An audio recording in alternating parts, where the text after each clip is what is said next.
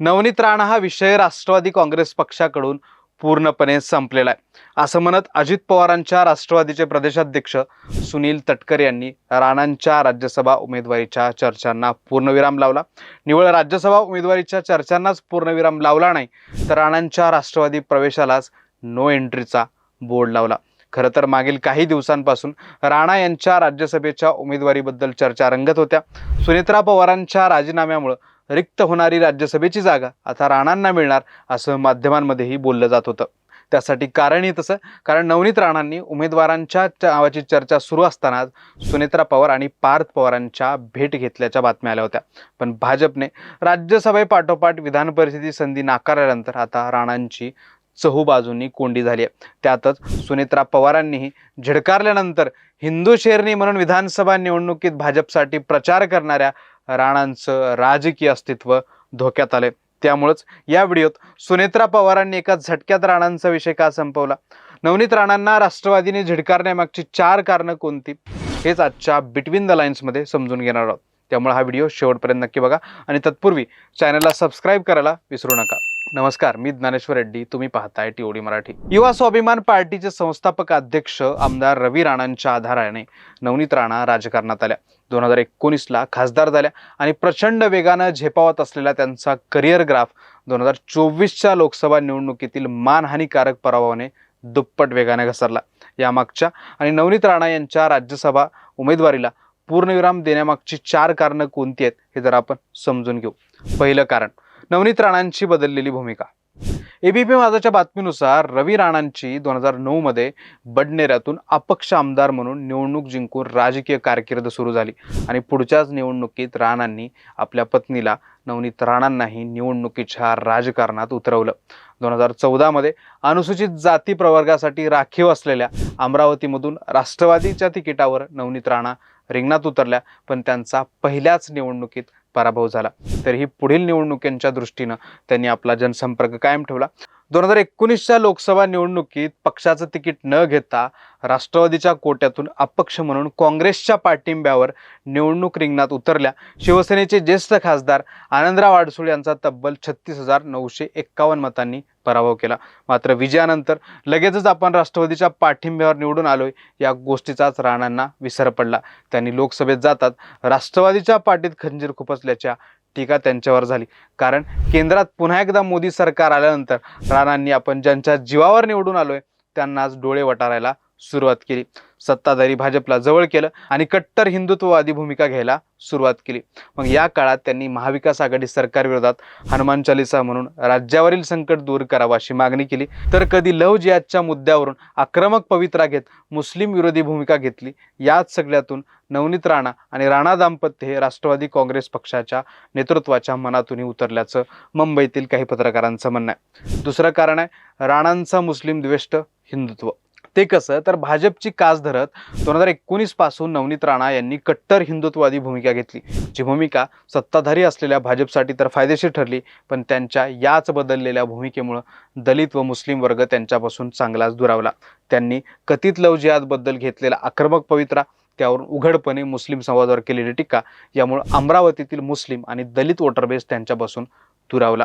मात्र यात आपण राष्ट्रवादीचा विचार केला तर राष्ट्रवादी काँग्रेसकडे दलित आणि मुस्लिम मतदारांची संख्या मोठ्या प्रमाणात आहे। म्हणून याच वोटर बेसच्या जोरावर सध्याच्या घडीला अजित पवारांची राष्ट्रवादी आणि भाजपा आणि शिवसेना या 2 हिंदुत्ववादी पक्षासोबत सत्तेत सामील असली तरी राष्ट्रवादींनी आपली संविधानवादी धर्मनिरपेक्ष सर्वधर्म समभावाची भूमिका कायम ठेवली आहे। अशा परिस्थितीत जर राष्ट्रवादीने राणांना राज्यसभेची उमेदवारी दिली असती तर त्यांच्या मुस्लिम विरोधी भूमिकेमुळे राष्ट्रवादीच्या मूळ भूमिकेलाच तडा गेला असता, त्यांचा मूळ मतदार पक्षापासून दुरावला असता। यामुळे तटकरेंनी नवनीत राणा हा विषय राष्ट्रवादी काँग्रेस पक्षाकडून पूर्णपणे संपलेला आहे असं म्हणत त्यांच्या उमेदवारीबद्दलच्या चर्चांना पूर्णविराम लावला। तिसरं कारण आहे अमरावतीचं स्थानिक राजकारण। आपण अमरावतीच्या स्थानिक राजकारणाचा विचार केला तर तिथं सध्या सुलभा संजय खोडके या राष्ट्रवादीच्या विद्यमान आमदार आहेत, तर त्यांचे पती संजय विनायकराव खोडके हे मार्च 2025 मध्ये झालेल्या विधान परिषद निवडणुकीत राष्ट्रवादी काँग्रेसकडून निवडून आलेत। खोडकेंचं स्थानिक राजकारणात मोठं वर्चस्व आहे। सध्या भाजपच्या महापालिकेतील सत्तेतही राष्ट्रवादीचा मेजर रोल आहे। मात्र याच खोडकेंना राणांचे कट्टर विरोधक म्हणूनही ओळखले जातात। मग खोडके आणि राणामधला संघर्ष नेमका काय?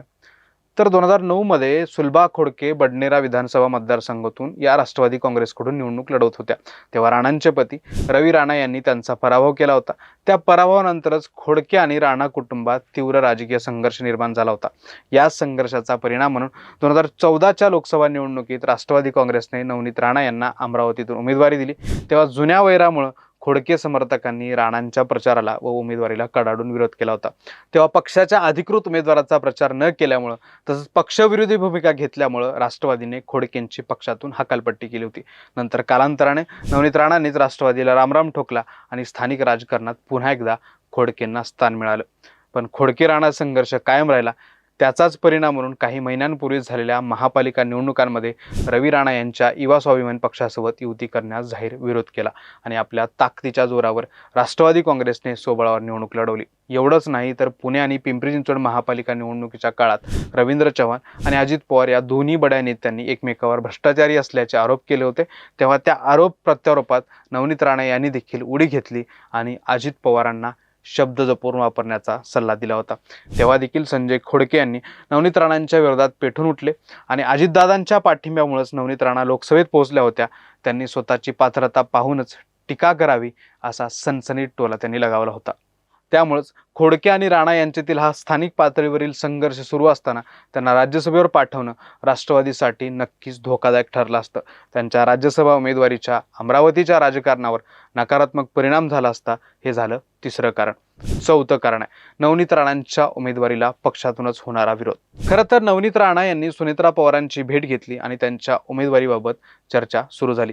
तेव्हाच राज्यसभेची ती जागा राष्ट्रवादीच्या मूळ कार्यकर्त्याला नेत्यालाच मिळावे अशी मागणी माजी आमदार अमोल मिटकरींनी केली होती. म्हणजे काय तर त्यांच्या उमेदवारीला राष्ट्रवादीतूनच मोठ्या प्रमाणात विरोध असल्याचं दिसून आलं. म्हणूनच नवनीत राणांनी 2019 साली राष्ट्रवादीसोबत केलेला दगाफटका, त्यांची कट्टर हिंदुत्ववादी आणि विशेषतः मुस्लिम विरोधी भूमिका, स्थानिक राजकारणातील संघर्ष, त्यांची अजित पवारांच्या विरोधातली विधानं या सगळ्या कारणांचा विचार करून सुनेत्रा पवारांनी नवनीत राणांचा विषय संपवून टाकला. थोडक्यात काय तर 2019 पासून ते 24 पर्यंत सातत्यानं आक्रमकपणे हिंदुत्ववादी भूमिका घेणाऱ्या नवनीत राणांचा 2024च्या लोकसभा निवडणुकीत दारुण पराभव झाला. तेव्हापासून त्यांची अवस्था ना घर का ना घाटकी अशीच झाली. कारण पराभवानंतर भाजपाकडून राज्यसभा किंवा विधान परिषदेचं तिकीट मिळेल अशी आशा होती. मात्र भाजपाने दोन्ही वेळेला त्यांचं तिकीट नाकारलं. त्यातूनच आता राष्ट्रवादीने नो एंट्रीचा बोर्ड झळकावल्यानं राणांचं राजकीय अस्तित्व संकटात आले. पण तुम्हाला काय वाटतं, राणांची अवस्था अशी का झाली? दोन डगरीवर पाय ठेवणं राणांना भोवलं का? आत्तापर्यंतच्या संकटमोचकाच्या रूपात असलेले फडणवीस राणांच्या मदतीला काय येत नाहीत? तुमची मतं आणि प्रतिक्रिया कमेंट करून नक्की सांगा. हे विश्लेषण तुम्हाला आवडलं असेल तर व्हिडिओला लाईक करा, व्हिडिओ शेअर करा. अशाच विश्लेषणासाठी TOD मराठीला सबस्क्राईब करायला विसरू नका.